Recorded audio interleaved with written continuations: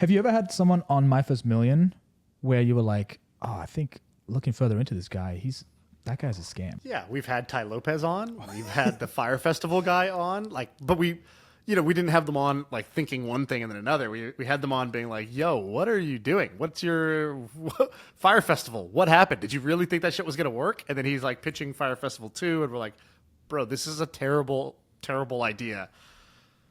So yeah, we've had some people on that I would say are like, not the most credible. Was this before he actually launched the Fire Festival? This was after he got out of jail, and he owed, I think, $27 million to like restitution. So basically, like, I didn't fully understand how that works because like he's definitely not making that much money. So, but he's got to pay back that amount. So I think like in whatever business he does, all or the majority or some portion of what he makes has to go back to paying back, the victims. Wow, in sandwiches. And it was like 21 million or 27 million, he said.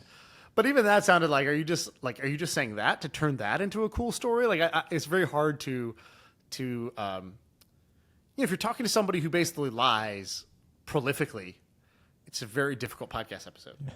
And what about, what you were saying about Ty Lopez as well? So you don't think he's legit?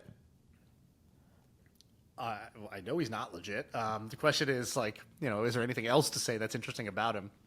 I think that Ty Lopez, he's not talented. Right? I think same thing with this guy, Billy. Like, people who are frauds or con people, it's not that they're not talented. They just pointed it in the wrong directions. So like, I think Ty was a very smart marketer. I think he's a good salesman. I think he's, financially, he's actually like pretty financially literate. Like, his schemes are not like super simple. Like, he's not selling a $9 PDF on his site. He's raising money into these like funds that he's doing using crowdfunding regulations. And like, then he's using that to do these like bankruptcy buyouts to buy the e-commerce rights to Radio Shack. And these, he's like, it's not like he's doing nothing, right? He's doing things that are actually like somewhat sophisticated, somewhat complex. I just view it as like, talent sort of pointed in the wrong direction. Like anyone who becomes, a bit of a fraud or a con. Like, right now there's like a meme going around about Sam Bankman-Fried, the guy who started FTX, who's now currently in jail, right? And what did he do? He's created FTX, this big crypto exchange. People deposited their money. It became the hottest company in the world for a period of time. I think it was valued at $30 billion, like a few years after it was started. And he was the boy genius. And he was like, the media loved covering him because he wore jorts and he was a vegan and he drove an old car, even though he was a billionaire, and he was aloof and he played video games during meetings. Oh my God, what a child prodigy. Like blah, blah, blah. That was like the image, the sort of like autistic prodigy type of image that he created / the media loved. That was all intentional marketing too. Like he knows positioning. Yeah, he or the people around him, like, he was not unaware of what he was doing. They were like, show up looking scrappier, pay attention less in these meetings, they'll love it, right? Like there's stories about his team explaining that strategy. Anyways, he's currently in jail, and they just went through the bankruptcy process for FTX.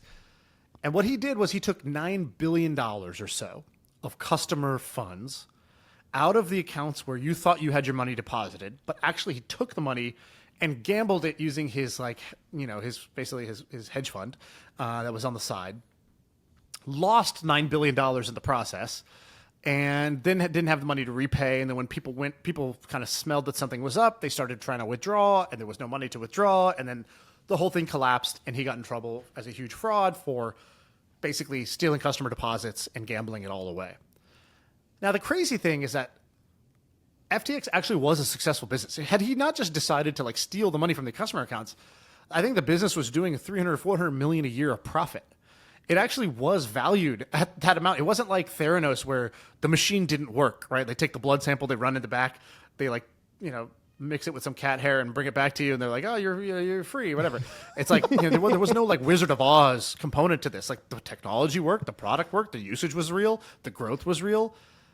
The dude was just a gambler and like took the money and gambled it away, and then like tried to borrow more to like recoup, and then it ended up in a hole. It's like the movie Uncut Gems, basically. It's kind of like what actually ended up happening there.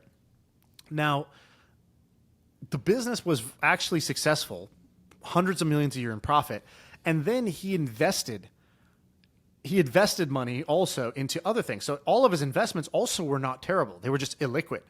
So for example, he put $500 million into a small AI research lab that built something called Anthropic, which is, probably after ChatGPT, it's like, the second, third biggest, AI based tool like ChatGPT. Claude is the name of it.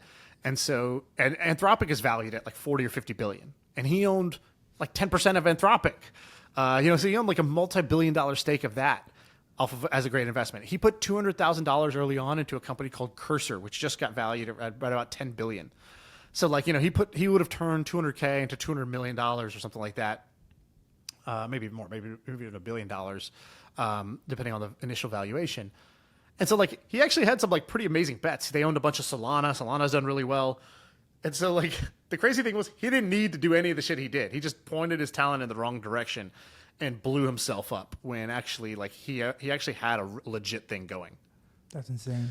Yeah, I think about that too with somebody like Pablo Escobar or like any like illegal like mob, mafia, crime business. It must be so difficult.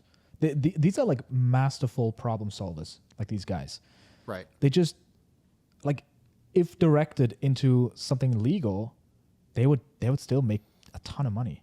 Dude, they say that like with, this is off the record, but like drug dealers in like school when they're growing up usually sometimes make the best entrepreneurs if they actually leave that, because it's like when they were like sell drugs or whatever, they would actually have to like, it takes, you're running a business. You have your runners, you have all these different things, and you don't really think about it, but the reality is like these kids are focusing on the wrong things. If they're focusing on a different thing to sell, dude, you'd crush. Yeah, but I think the risk meter is just off in their mind. What do you Because mean? you need to have the right kind of risk meter where you need to be aware of fatal risks and just avoid them. And a lot of people think something's a risk when it actually isn't, like quitting my job and starting a business. For most people, that's actually not a risk unless you have children. Because like, could you just get another job again if it doesn't work out? Yeah.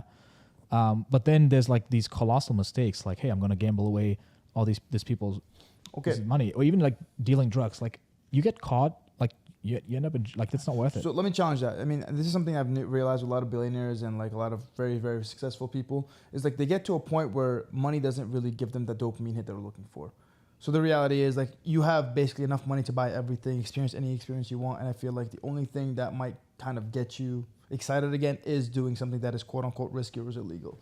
So do you think that's something that happened with him where he like got to a place where he had so much money and none of the stuff really mattered? So he was like, you know what, fuck it. Let's see where I can take this. What do you guys think? I don't think so. It's very hard to tell, but like, yeah, I don't think that's what happened here. And I don't think that's usually the path that you first become uber successful the straight way and then decide to take up crime. Yeah. for fun. Like, Yeah. you Not buy GTA 5 instead and you just like go punch people on the street in GTA. Like, I think that's where you get your outlet. So I don't think that's usually how it happens. Yeah. True. Absolutely.